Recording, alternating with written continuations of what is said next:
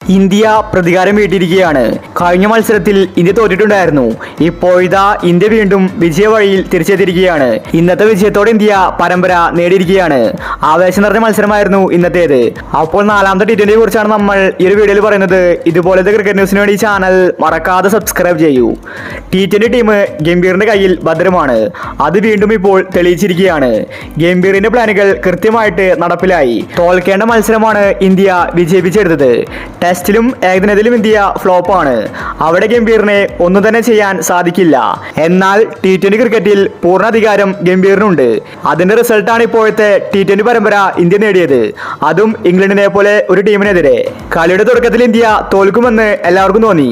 ഓവറിൽ ഇന്ത്യയുടെ 3 വിക്കറ്റാണ് പോയിട്ടുണ്ടായിരുന്നത്. അവിടെ നിന്നാണ് ഇന്ത്യ കരകയറി വന്നത്.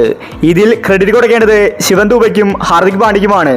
രണ്ടുപേരും ഇന്ന് 50 അടിച്ചിട്ടുണ്ടായിരുന്നു.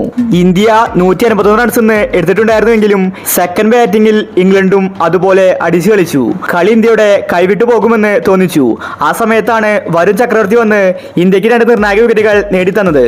ഇന്ത്യയുടെ ഈ ഒരു T20 ടീം ഇപ്രാവശ്യത്തെ T20 വേൾഡ് കപ്പ് നേടുമെന്നത് ഉറപ്പാണ്. എല്ലാവരും മികച്ച ഫോമിലാണ്. പക്ഷെ സഞ്ജുവിന് ഇന്നത്തെ മാച്ചിലും ഫോം ആകാൻ സാധിച്ചില്ല. സഞ്ജു മാത്രമല്ല, ഇന്ത്യയുടെ മുൻനിര വിക്കറ്റുകൾ പെട്ടെന്ന് പോയി. അത് ഇന്ത്യക്കൊരു തിരിച്ചടി തന്നെയാണ്. ബാറ്റിംഗിൽ ഇന്ത്യ കുറച്ചും കൂടി ശ്രദ്ധിക്കേണ്ടിയിരിക്കുന്നു. ഇന്ന് ഇന്ത്യ കളി ജയിച്ചതിൽ ക്രെഡിറ്റ് കൊടുക്കേണ്ടത് ബൗളേഴ്സിന് തന്നെയാണ്. ഗംഭീറിന് കൃത്യമായ പദ്ധതികളുണ്ട്. കഴിഞ്ഞ മാച്ചിന്റെ തോറ്റപ്പോൾ ഗംഭീർ പുതിയ പ്ലാനുകളാണ് നടപ്പിലാക്കിയത്.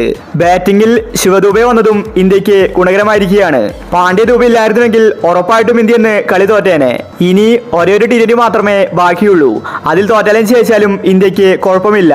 ഇന്ത്യ പരമ്പര സ്വന്തമാക്കി കളഞ്ഞു. ഇംഗ്ലണ്ട് ശരിക്കും നാണം കെട്ടു.